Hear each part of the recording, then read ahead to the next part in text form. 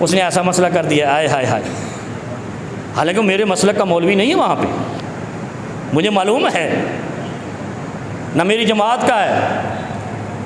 نہ میری پارٹی کا ہے، میری پارٹی کے خلاف ہے، لیکن چونکہ اس نے مسئلہ بیان کیا، میں آپ کے گوش گزار اس لیے کر رہا ہوں کہ یہ چیزیں ذہن میں لانے والے اصل میں فتنے ہیں، اور یہ تلبیس ابلیس اس کو کہا گیا ہے۔ اچھا بھائی کیوں نہیں نماز پڑھتا؟ یہ اس نے ایسا مسئلہ کیا۔ اب حضرت عثمان کے پاس آئے، یہ وہ لوگ تھے جنہوں نے اپنا امام مدینے میں کھڑا کیا تھا، جو حضرت امیر المومنین کو قتل کرنا چاہتے تھے، وہی لوگ تھے نا جنہوں نے اپنا امام مدینے میں کھڑا کر لیا تھا۔ تو حق تو یہ بنتا تھا، امیر المومنین کہتے ہیں کہ باغی کے پیچھے نماز نہیں ہوتی، اس کو باہر نکالو، ہے نا، لیکن نہیں، انہوں نے کیا کہا؟ یہ جملہ سنیں، حضرت عثمان رضی اللہ عنہ نے، اور یہ صحیح بخاری کی کتاب الاذان میں حدیث موجود ہے، حدیث نمبر ہے 694، پتہ نہیں کیوں نہیں نظر آتی لوگوں کو۔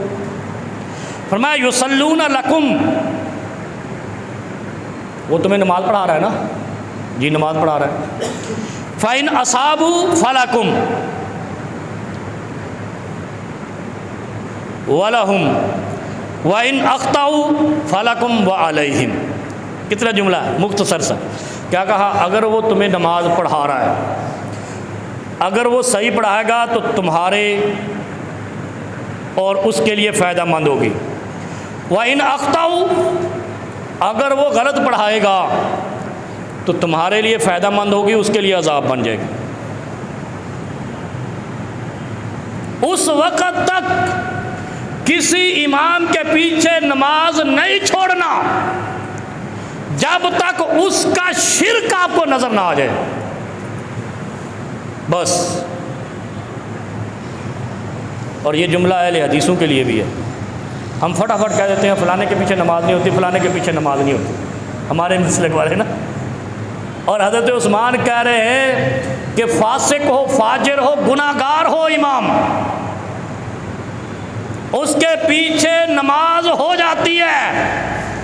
اگر وہ دل میں کوئی کجی رکھتا ہے تو وہ نماز اس پر عذاب ہے، تمہاری ہو گئی۔ وَإِنْ أَخْطَأُوا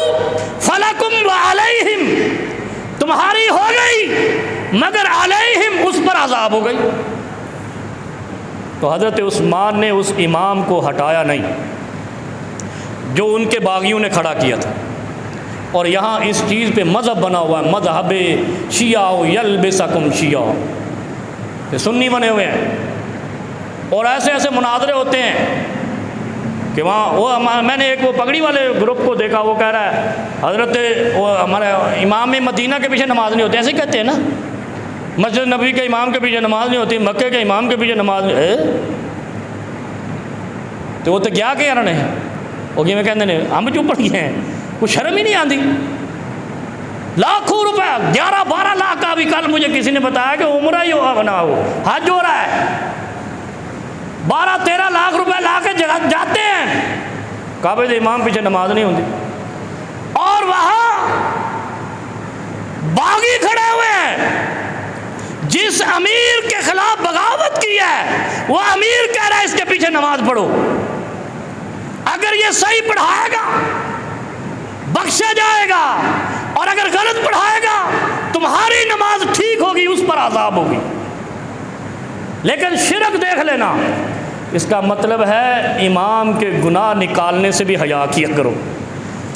اور امام جب تک وہ مشرک نہ ہو اس کے پیچھے نماز پڑھ لیا کرو۔ باقی سارے عقائد اس کے گناہ گاری میں آتے ہیں، فسق و فجور میں آتے ہیں، بغاوت میں آتے ہیں، وہ اپنے گناہوں کا اللہ کو حساب دے گا۔ اسی لیے تو فرمایا وَلِلَّهِ الْعِزَّةُ وَلِرَسُولِهِ وَلِلْمُؤْمِنِينَ، آگے کیا فرمایا؟ وَلَكِنَّ الْمُنَافِقِينَ لَا يَعْلَمُونَ،